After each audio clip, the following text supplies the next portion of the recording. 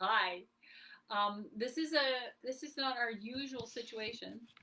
Now it made our heads bigger, Ash. Ash and I are going to have a chat here with Aaron, and we're going to see what happens. Just changed. So I'm going to go into channel. Here I am sitting down. Looks like we're having a little tea here by the fire. You just slide this back a little bit. Okay. There. Try to make that. Try to make it so everybody can see it well. Oh, it's right on the edge. Okay. All right. Let's see what happens. Let's see what happens. Getting a do this in person. All right. In real life. This will be fun.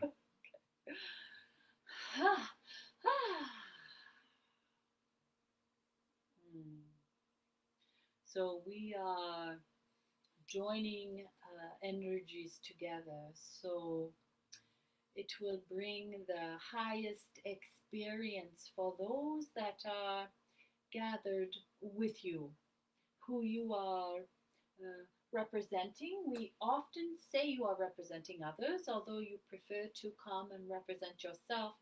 You are representing those who are not able to be physically here at this time. So you are now incorporating, and this energy is bringing your energy and their energy. You're all becoming one together. So there will be a common experience had here where others will feel the energy that is present here also. For energy is not to be contained within a small space. It goes beyond the humans that are physically present, beyond. So this is what is happening at this time. There are others who are sharing this energetic space. So welcome to all that are gathered together as one family. This will be the representation of your family. So as you are coming together, you will send your energetic thoughts to this being who will speak for you, who will have a voice for you. For when there are many gathered in this way, the conversation is larger and more elaborate. There's more understanding. There's more interpretation, more richness to the conversation than one human speaking with the universe. It is larger than this. It is a group of you speaking together with the universe of love. And the reason that this has come about is because there are many who want to know more about it, just as you do. You are very interested in what goes on beyond this room, this space, this moment. And there are many others like you as well who wish to know and have a bigger life experience than they've had so far. So in this way, you are representing them. You wish to have a larger life, a bigger experience, as much as you're able to handle, and so are they. So we will have an energetic exchange, and we will see what comes forth in the conversation. What is pressing on your heart or mind at this moment? Well, if we could just ask an analytical question to begin with, would be, this is the first opportunity that we could meet in person in this way and be in close physical proximity, and just wondering if that changes. It sounds like that makes a significant difference to the energies and how the energies come through. So can you elaborate on that and how this is different from meeting on electronic media where we're physically separated? Are you able to feel energy differently at this gathering, this time of gathering, than you have felt it at the other type of gathering? You call it technology. Mm-hmm. Are you yourself able to feel a difference? I feel more like a pressure in my body. I can feel it in my heart space that there feels like more of a pressure, whether that's some anxiety. I don't know, but it does feel different to me. The energy that comes forth, it can be very powerful for Mm-hmm. those who are sensitive to energy. But the other part of your question, the reason they are more gathered here are because you have invited them electronically to join with you. Yes. And when you have done this, they have come forth. They have found their way to this time and place. Uh, So this is a different invitation. So those who are joined, we would say, through a thread, perhaps, to the mm-hmm. universe of love. That's our very loose wording for it. Many people in many different times have called it different things. Universe of love is the most appropriate for this time and age. So they are joined, they and you are joined as if you're a small thread connected to the universe of love. Mm-hmm. And as you follow this thread, sometimes you drop it, sometimes you lose it, sometimes you cut it. So you don't always find your way to your answer to the question you have put forth because you yourself decide to stop the path, follow the, do not follow the path.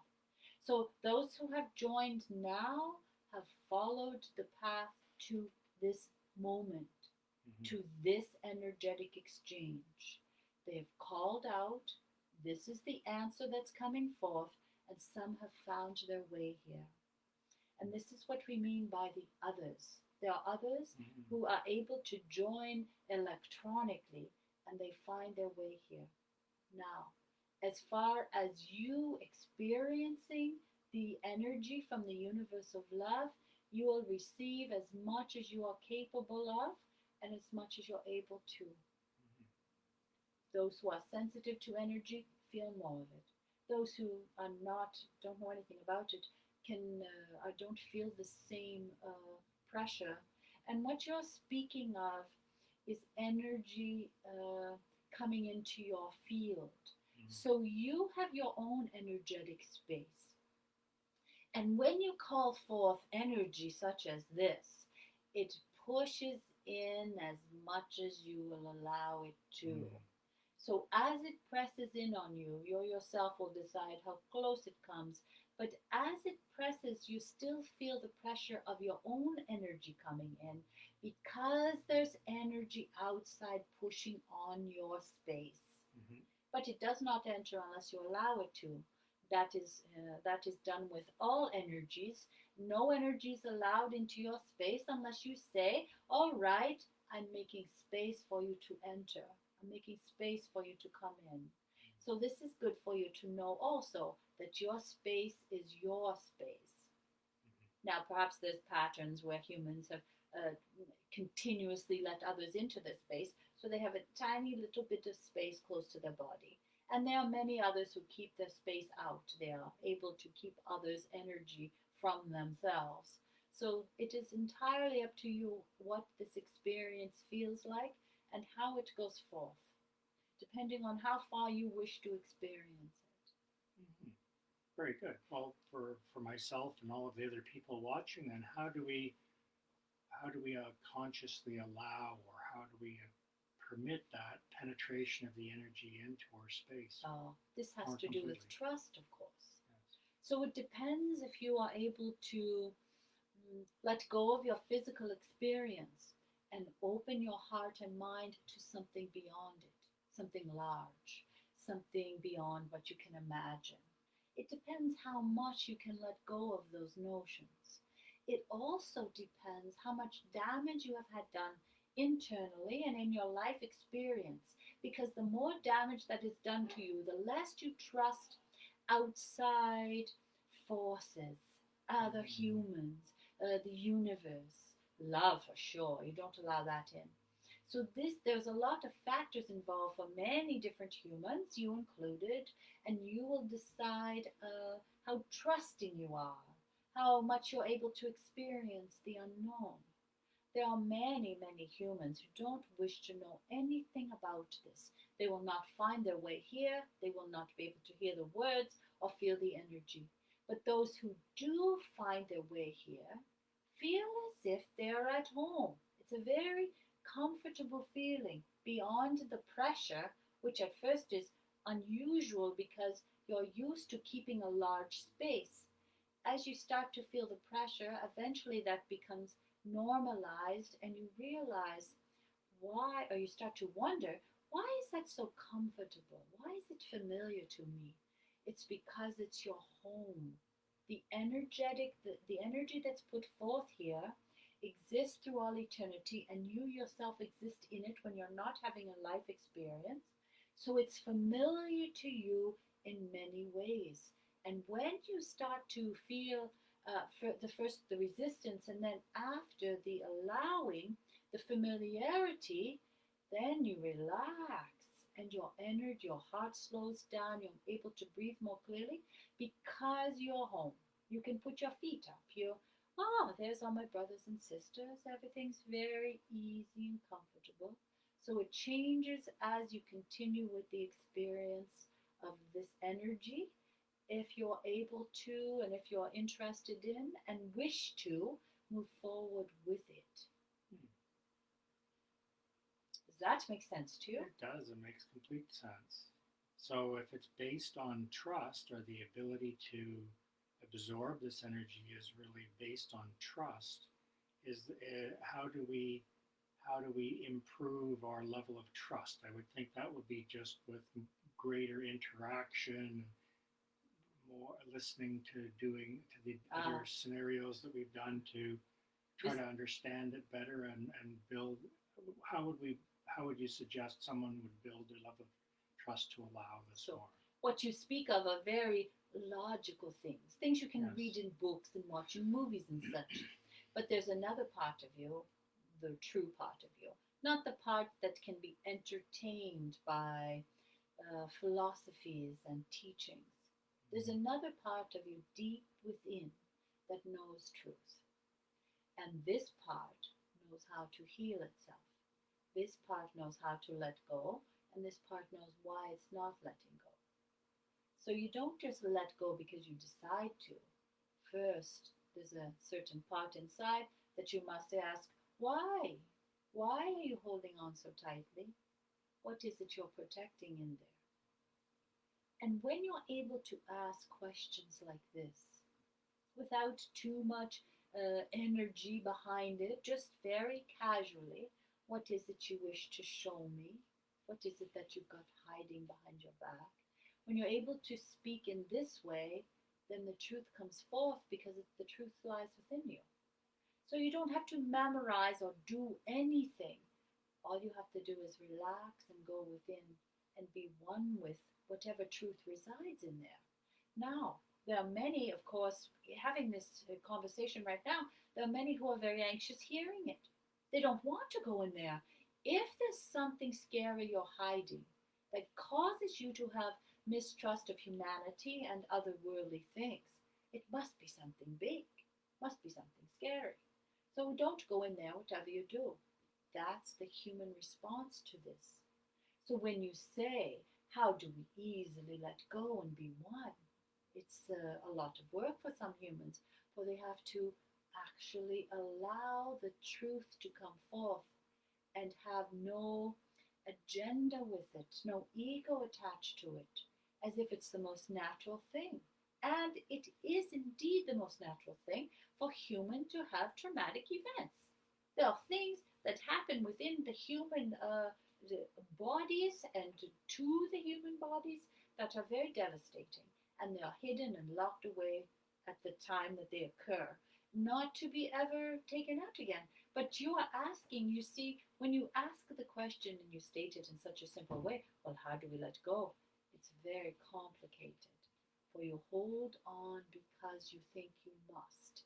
And with that notion, there's a great deal of energy attached to it. I must hold on to this. I cannot ever let go. A great deal of emotion and energy is attached to that. Much different than, oh, we see you have something behind your back and you seem to be very ashamed of it. Would you like to show it? Would you bring it forth and let us see it together so it may just dissolve into the atmosphere? You see how those are very different conversations. One is energy and ego Mm-hmm. and emotion, and the other is just love and acceptance and empathy and kindness, particularly to yourself. There are many who are very unkind to themselves long after those who have been unkind to them are gone. So the humans are gone that have been unkind to them, but they continue on the pattern. They continue on the pattern that they are unworthy of love, therefore they're unworthy of letting go. So it's the opposite, you see. So your answers are never that answer, that question is loaded. Mm-hmm. So, by the same token, then, one could use the same energy to help them build that trust and understanding with themselves, then, and there's a way to bring that out, because otherwise there would be no catalyst for change, let's say, for someone to try and address that within themselves. Now, when you speak of catalyst, you're speaking of a traumatic event, something that all of a sudden changes you, so stops you so and hits you so hard that you say, I cannot live like this for one more moment. Not necessarily. A catalyst could be something that's just a trigger, or just it takes you down a different path. It's a change event that it could be fairly minuscule. It doesn't have to be significant in and of itself, but it causes you to change directions and go down a different path. Or that's the way I'm using it in this sense. So, Yes, uh, but that would mean something dramatic happened for you to change. Otherwise, you'd continue on the same path. Not necessarily the event, as you say, hmm, but something within you says, "I've been seeing things upside down."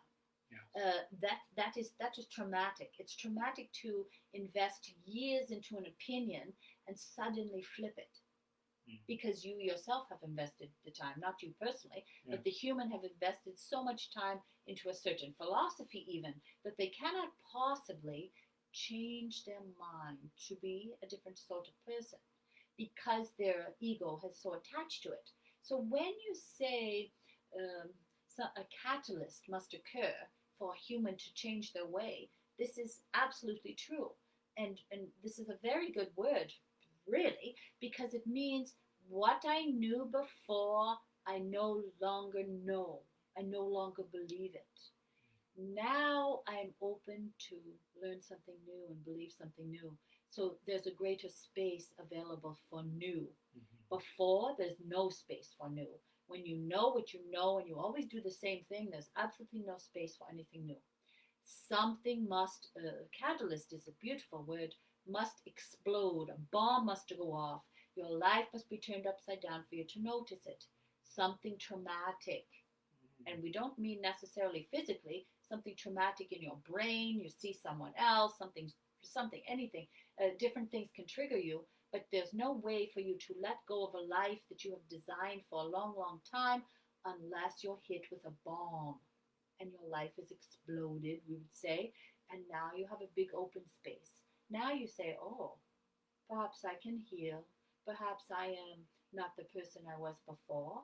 Perhaps I can believe new things. There's a lot of space now for new ideas, more so than when you were a small one.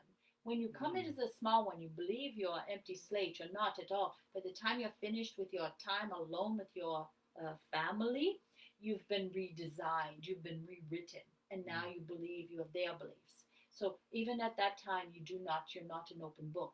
Now, as an older person, you are.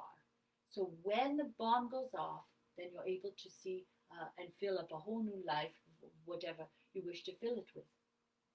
Now, we got very much off track with this topic, really, but the human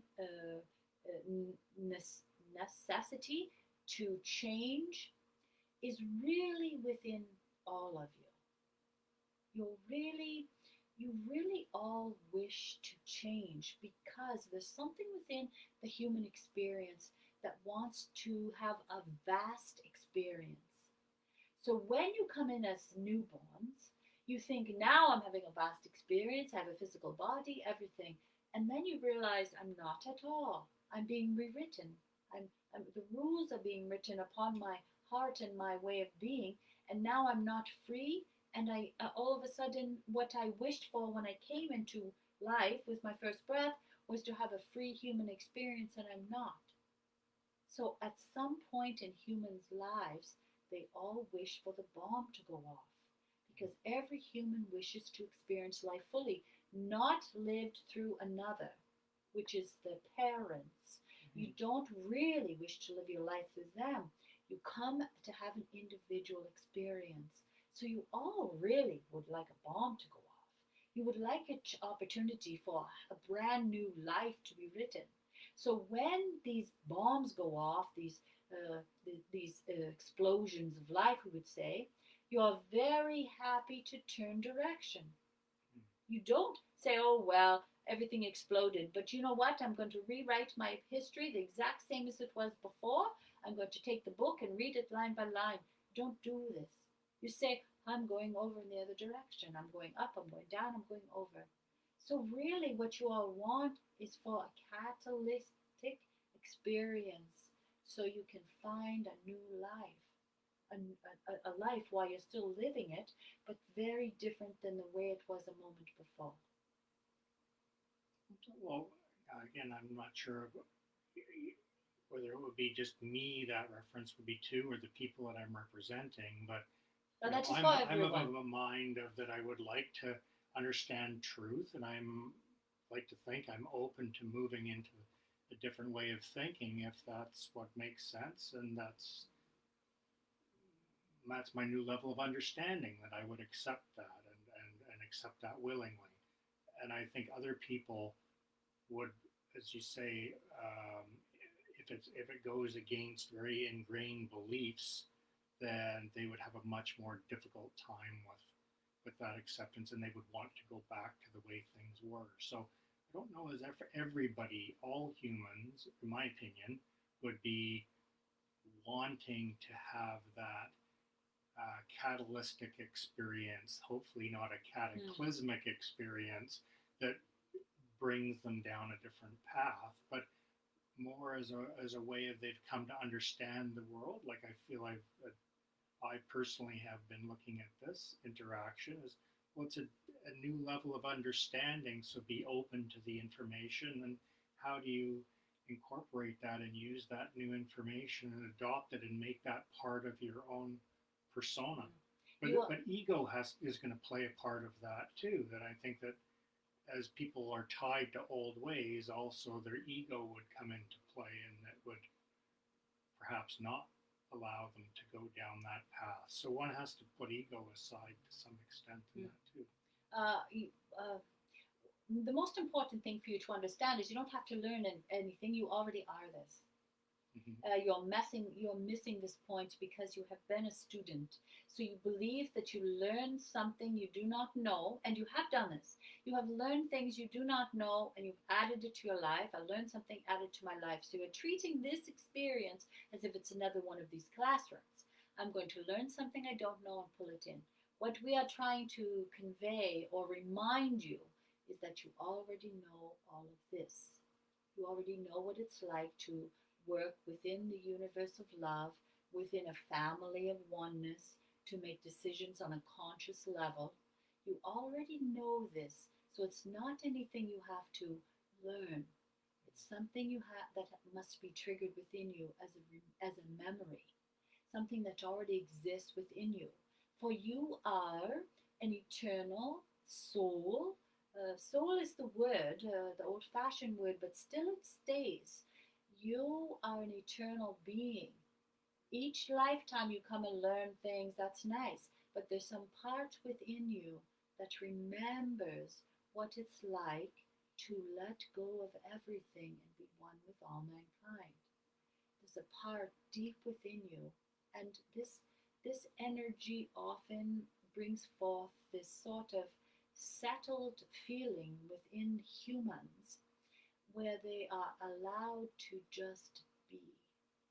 Now, in human life, you're not allowed to just be. You must learn things, do things, be here, be there, be a certain sort of human. But there's a part of you that just wants to be, just wants to be easy, just wants to know love, just wants to allow love out of you to the others. just wants to have an easy life. There's a part of you that wants that.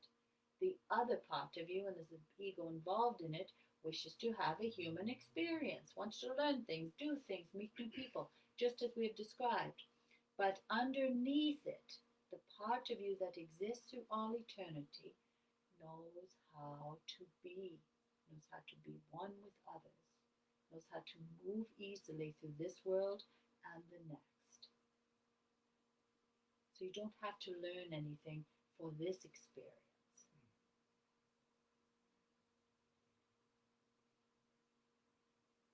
Yeah, I guess I say learn, and some people, like myself, I'm thinking it's a bit of a new way of being Yes, than how we have been in the past. So in that sense, it is a learned behavior to not be as wrapped up as with the demands of the world. yes. It's almost the opposite Mm, because your life experience is to feel and dance and smell and mm, eat and touch. But your eternal self just wants to float along like energy or cloud. It's mm, different, much different, really opposite. mm. Let's change topics slightly, but following that same sort of thread, um, can we talk a little bit about how energy exists in the non-physical and how that differs? People are be aware of the physical world and how calamitous or joyous different events can be, but how is it to be in a non-physical state? We have described it at this moment. We describe what Mm-hmm. it's like to be your eternal self, which is easy, peaceful, moving along as if you're a cloud. You've got really no human worries. You're all one. You meld into one.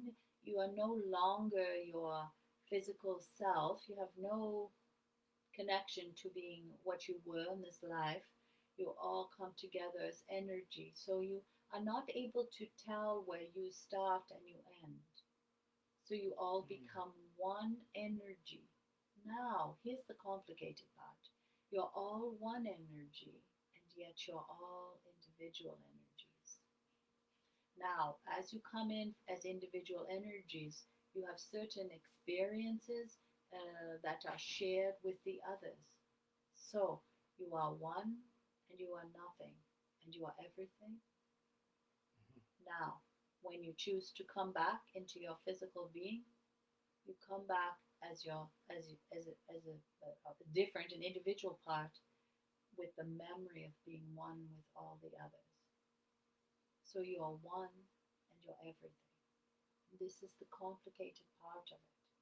This is the part that your eternal self understands, but your human self cannot possibly understand what it's like to be one with everything and everyone when you're having an individual human experience at this moment that you have chosen. And that's why you can't really understand this completely, but you can hear it. And part of you perhaps will believe it or set it on a shelf or whatever, because right now you're having an individual experience. But when you're not here, you're not.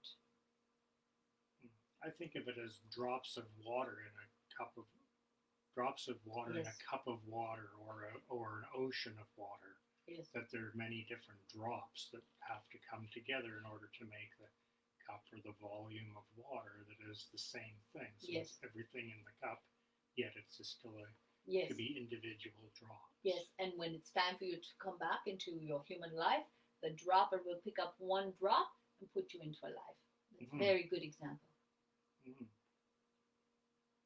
So, so to pursue the question a little further, I'm thinking of in your human life, you would experience emotions would be the key thing, I would think. So, in a non physical experience, if all you're experiencing is love and oneness and that connection, you the you wouldn't experience frustration or anger or Yes, joy. Um, is as love energy then, because because you would only have the one. Correct. Yeah. So again, to just try to understand that The human state, emotions, the emotions are for the human experience, for you Yes. to judge. This is happy, this is sad. When you don't need to judge it, when it's all just one experience, you don't need so many emotions because you don't need to judge everything. Everything just is. You will just be. Sounds Mm. boring to you right now because you're having a human time of it. But when you need a rest, you will be grateful that there is no agenda, no emotions, that you're able to move as oneness. Mm. I think for me, emotions also provide a certain sense of individuality in that Yes. you can choose to experience an emotion, or sometimes you'll just experience the emotion without any conscious thought to it, depending on what the experience is you're having. Um, but that provides the richness of life, I think. Yes, So, a human life. a human life, Yes, yes. not an eternal life. Yeah. Eternal life, you do not want to have emotions all the time. But this physical experience right now, of course, that's what you're doing.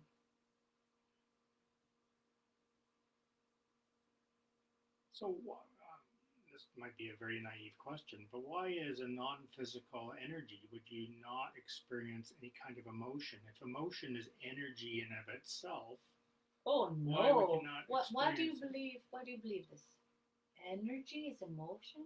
Not at all. Well, you've said like that Let us. anger and frustration are just energies that are passing through let, you, and you can allow them to dissipate. let us be precise with this.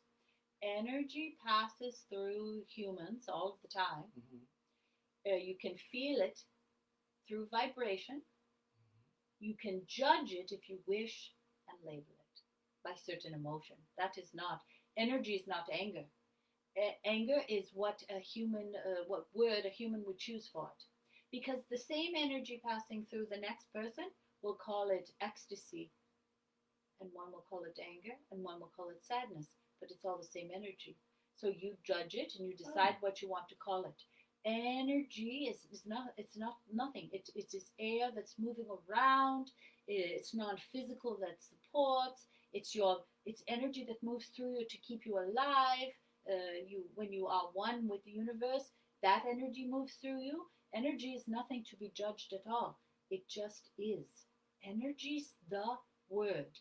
Energy is what's keeping everything going in your world and the next. Energy just is. It's not to be judged. It's nothing. It's not good, bad, or anything. But you have a human tendency, and your ego will decide if it must call it something. Is that clear? Well, it's a different description than what I thought it would have been. When you said that one would experience something as anger, somebody else's sadness, somebody else's joy, or ecstasy, I think was the word you used. I'm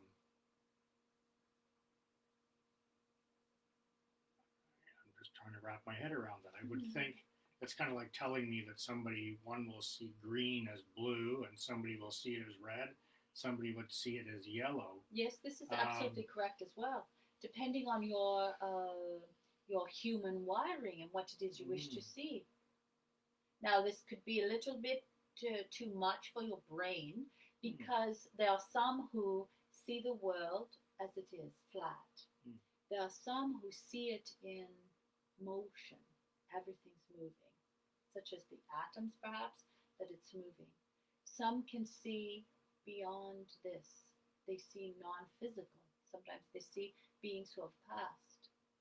All of these are having a human experience, and yet what they see is different. So there are many different levels of your life experiences. Things are not as they appear to everyone.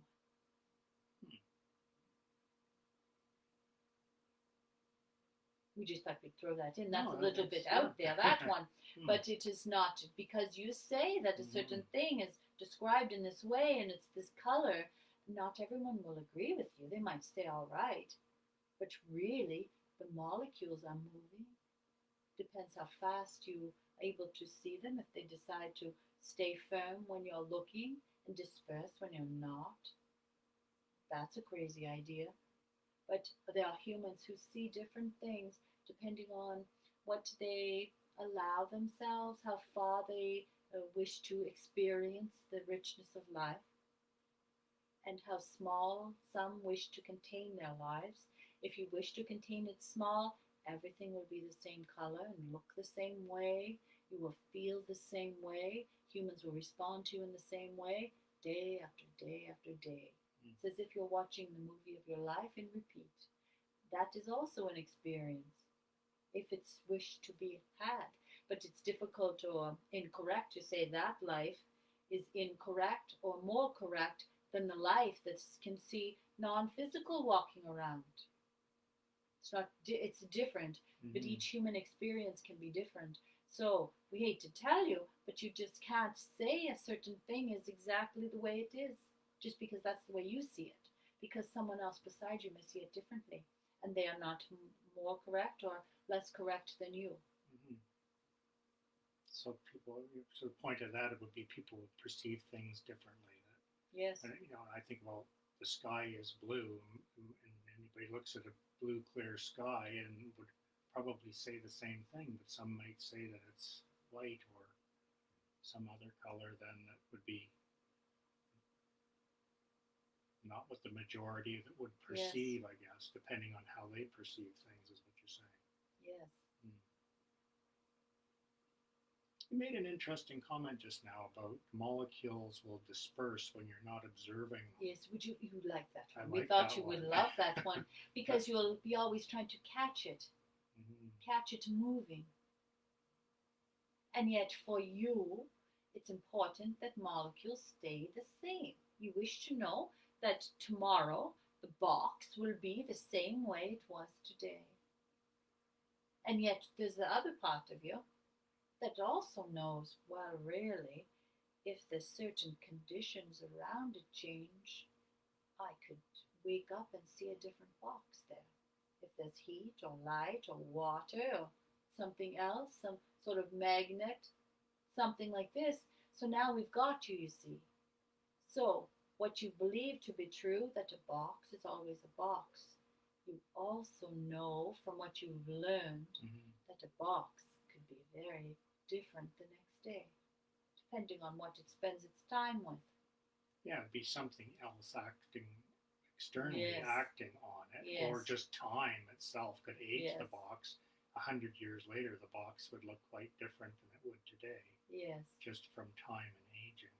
But I guess where I'm going with the question is, when you stop looking at the box, does the box disintegrate or disperse into the realms until it's looked at again? So as a scientist, what do you think of this? Do you think this is possible? These words that you have spoken just out loud right now have changed the way you and others see things. Does it disperse until someone sees it? Well, there's experiments that are trying to prove that very point, and that seems to be the case with photons. So you already know. So you're at quite a crossroads yourself. For now, as much as you know everything, you also know nothing. So where does that leave you? Where does a human find himself that really studies and learns things so you'll have a grasp on reality, and yet a moment later could all be dissolved with a new learning, a new idea or a new notion? Oh, forget about all of that you learned. We've learned something completely different, and now this is the new truth. So that brings someone like you to the point where you really know nothing, and neither do they. Any moment, something new can be discovered so that everything old will no longer exist. So, from this place of magic, which is what we would call it, you're free. You're free because that means maybe you are an eternal being. Maybe you can see molecules move. Maybe you can see those who have passed. Maybe you yourself can dissolve. Maybe you can travel through time. maybe all of this magic can happen to you because it's available for everyone if you believe it to be so. And this is why you are an example for others. You're a perfect example for a human who has learned everything to know precisely what is true and then have the truth dissolved. Because you're a scientist, and scientists love to dissolve things. So suddenly everything you learned is brand new. Just as we spoke of earlier, when the catalyst happens, the human now has an empty space. And this is the magical part of life. When you have an empty space, you don't know what's going in it. It could be flowers and butterflies. You don't really know at all. It could be candy falling from the sky. You don't know. And that's the magic. And in the magic lies hope. Hope. Because you don't know what's coming. But you hope it's something wonderful. You hope it's not garbage. You hope it's something beautiful and wonderful and joyous for you to experience and others to experience as well. That's the beauty of being a scientist who knows everything and nothing. It's perfect. It's absolutely perfect. It's just like an old dreamer who never studied anything all of the days of their life. You've come to the exact same place. Brother, I don't know anything, but let's see what magic falls into our lap. So here you sit, you see, all sorts of humans coming together, here, many different places and times, coming together to this place of magic and wonder. Because you've all tried your thing. You've done your thing, you've done this, you've done that, you've processed this, you've had this sort of life, and now here you are in this magic place. We believe we should end this conversation here at this magic place. Very good. That was a wonderful afternoon. Thank you very much for sharing that with us. Let us do namaste together. Namaste. Namaste.